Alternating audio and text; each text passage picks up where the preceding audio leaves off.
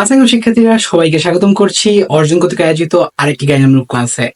HSC 24 অনেক তো হলো ছুটি কাটানো, এইবার পড়াশোনা শুরু করার সময় এসেছে।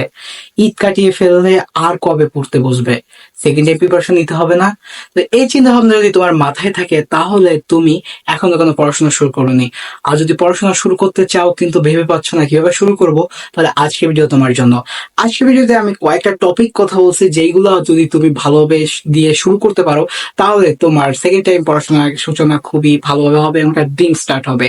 তো তুমি যদি আমার চ্যানেল নতুন হয়ে থাকো, আমি আব্দুর রহমান মুস্তাকিম পড়াশোনা করছি খুলনা বিশ্ববিদ্যালয়ে। তো চলো বেশি কথা না বাড়িয়ে আজকের ভিডিও শুরু করা যাক। এইখানে আমি বলেই দিছি যে সেকেন্ড টাইম যেভাবে শুরু করবে, অর্থাৎ অ্যাজ এ সেকেন্ড টাইমার আমি পড়াশোনা কিভাবে শুরু করব এটাই আছে ভিডিওর মূল কথা। তুমি ফার্স্ট টাইমে পরীক্ষা দিয়েছো, তুমি অনেক ভালো ভালো রেজাল্ট করেছো, কিন্তু ওই একটুর জন্যই তোমার চান্স হয় নাই।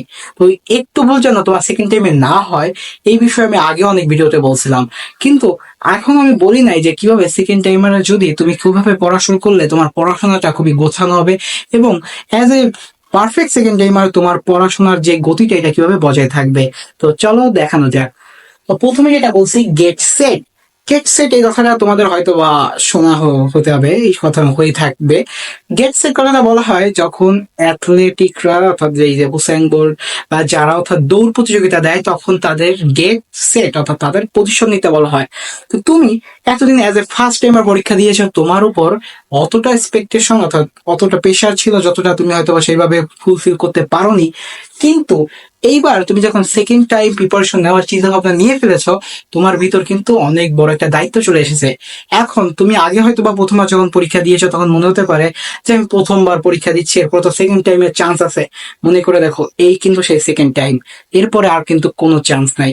নার্সিং এ থার্ড টাইম আছে, কিন্তু অন্যান্য সবখানেই সেকেন্ড টাইম লাস্ট চান্স। তো এইভাবেই তোমার মনোবল যোগ নিয়ে দিতে হবে, তোমার মনোবল এভাবে অটুট করতে হবে যে এতদিন যা গেছে গেছে, আমি নতুন ভাবে শুরু করতেছি, নতুন উদ্যমে শুরু করবো এবং আমি পারবো। অর্থাৎ এতদিন যত ব্যাকল্যাশ ছিল সবকিছু ছেড়ে দাও, যত তোমার মন্ত্রণা যত কিছু ছিল অর্থাৎ তোমার যত ডিমোটিভেট করা কথাবার্তা ছিল এগুলোকে এখন একটু সাইডে রাখো। এখন পড়তে হবে, পড়াশোনার সাথে থাকতে হবে। এরপরে আমার যখন গেট সেট দিলাম অর্থাৎ আমি স্টার্ট করব, এটা আমার ইচ্ছা, অর্থাৎ আমি পড়াশোনা এতদিন যা গেছে গেছে, আমি সবকিছু শেষ, আমি সব ধরনের ডিমোটিভেট শেষ, তো ডিমোটিভেশন শেষ, এখন আমি পড়তে পারবো। এখন আমি কিভাবে পড়বো? অর্থাৎ আমি আগের বার কি যে ঢালাভাবে পড়ছিলাম ওইভাবে পড়বো? অর্থাৎ আমি আজকে পড়ছি ওই একটা ইউনিভার্সিটি এক্সাম আছে ও ফর্ম ফিল আপ করে যাই পরীক্ষা দিয়েছি, কাল কোথায় রাজশাহীতে পরীক্ষার ডেট দিয়েছে, ও আচ্ছা রাজশাহীতে দিন অনেকদিন, যাই রাজশাহীতে পরীক্ষা দিয়ে আসি। এখন কি চট্টগ্রামের ডেট কোথায় দিয়েছে? চট্টগ্রাম, আচ্ছা। আবার অনেকে হয়তো বা বাসা দূরে, ও খুলনা ইউনিভার্সিটি পরীক্ষা ডেট দিয়েছে, যাই সে খুলনায় দিয়ে যায়। এই যে ট্যুর, এই ট্যুরের চেনটা বাদ দিতে হবে। প্রতিটা পরীক্ষা বেশ ভালোভাবে দিতে হবে, সিরিয়াসলি দিতে হবে, এবং তুমি তোমার কোথায় কোথায় পড়তে চাও এই জিনিসগুলো ভালোভাবে আইডিয়া দিতে হবে। এখন অনেকে হয়তো বা চায় যাদের ড্রিম কিছু ক্যাম্পাস আছে, কেউ হয়তো বা তোমার জাহাঙ্গীরনগরে পড়তে চায়, কেউ হয়তো বা সেকেন্ড টাইমে, তো আর আমাদের সেকেন্ড টাইমে ঢাকা ইউনিভার্সিটি আর জগন্নাথ সব জায়গায় পরীক্ষা দেওয়া যায়। কিছু কিছু জায়গায় মার্ক কাটে, যেমন চট্টগ্রামে 3 মার্কের মতো কাটে। এখন কারো ড্রিম ক্যাম্পাস থাকতে পারে রাজশাহী ইউনিভার্সিটি। এখন রাজশাহী ইউনিভার্সিটির প্রশ্ন প্যাটার্ন কি বা আমি কি এ সম্পর্কে আমার আইডিয়া থাকতে হবে। তো এটা আমার প্ল্যানিং এ রাখতে হবে যে আমি রাজশাহীতে পরীক্ষা দেবো, কার তোমার সেকেন্ড টাইম কেউ খুলনা ইউনিভার্সিটি দেওয়ার পরীক্ষা, কেউ হয়তো বা হাজিরান এসে দেওয়ার ইচ্ছা। এই যে ইচ্ছাগুলো এইগুলো তুমি কি মানে মনের ভিতর রাখলেই হয়ে যাচ্ছে, তাই না?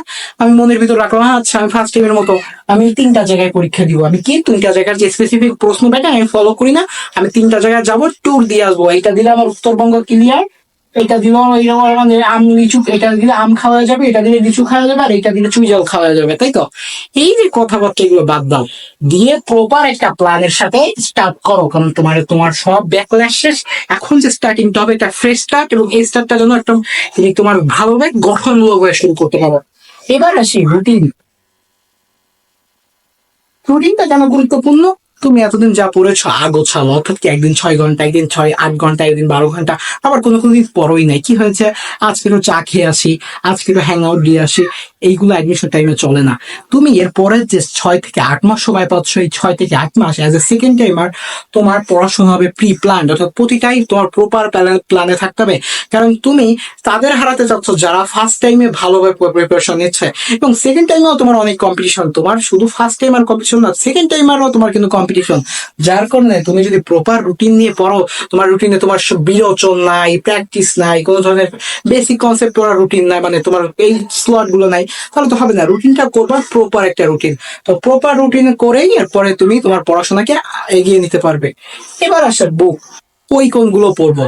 আমি কি বলছি ফার্স্ট টাইমে এই একটা বইয়ের নাম শুনছিলাম ওই বইটা নিয়ে পড়া শুরু করে দিব? না, বই সম্পর্কে আমি কয়েকটা ভিডিও দিয়েছি, তোমরা চাইলে ওইখান থেকে আইডিয়া নিতে পারো। এছাড়া তুমি তোমার নিজস্ব মতামত নিয়ে দেখো যে কি হয়। তোমার নিজস্ব মতামত নিয়ে নাও যে কি হয়, তুমি কিভাবে কি কোন বইগুলো পড়বে। তোমার হয়তো বা কোনো কোনো মনে হতে পারে যে আমার এই বইগুলা, বা ফার্স্ট টাইমে কিছু কিছু বই দেখেছো যেগুলো হয়তো তোমার আননেসেসারি, দরকার ছিল না, উদ্ধৃত কিনেছো, শুধু শুধু কিনেছো, তো ওই বইগুলো অ্যাভয়েড করো। তুমি বইগুলো পড়ো, পারফেক্ট কিছু বই পড়ো যেগুলো থেকে তোমার এনাফ, অল্প সংখ্যক বই থাকবে, বইগুলো বেশি সংখ্যক পড়বে, এটাই তোমার জন্য এনাফ।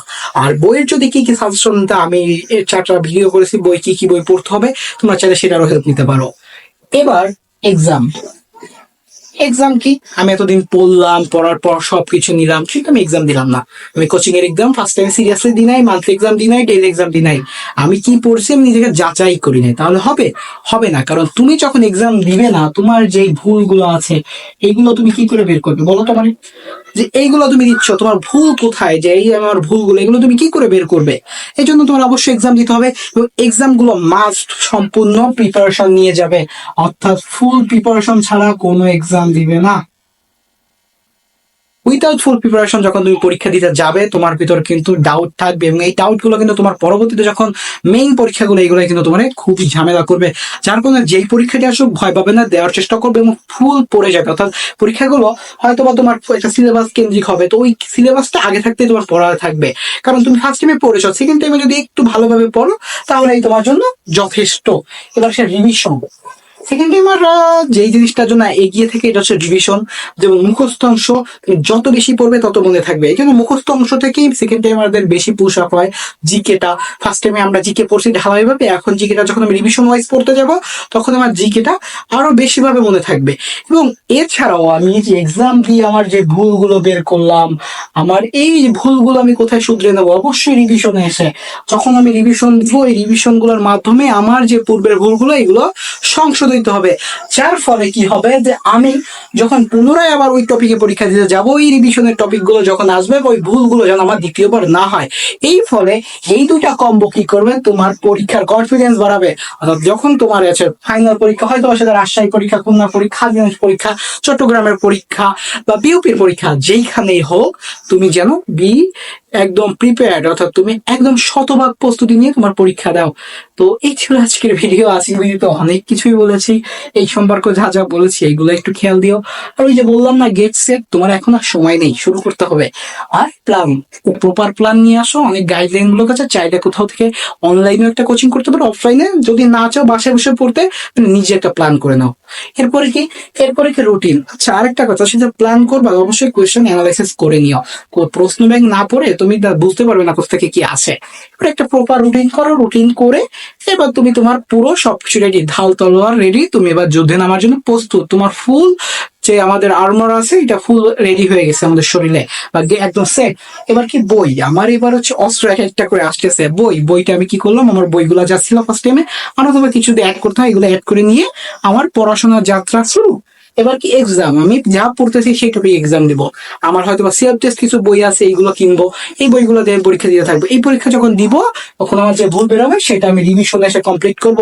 এবং এই যে সাইকেলটা পুনরায় যাতে না হয়, এই জিনিসটা আমরা খেয়াল রাখবো। তো দেখা হচ্ছে করে ভিডিও, সে সুস্থ থাকো, সুন্দর থাকো, পড়াশোনার সাথে থাকো। আর এই যে ভুলগুলা কথা বললাম এইগুলো যেন না করো। দেখা হচ্ছে সে অবধি, আসসালামু আলাইকুম।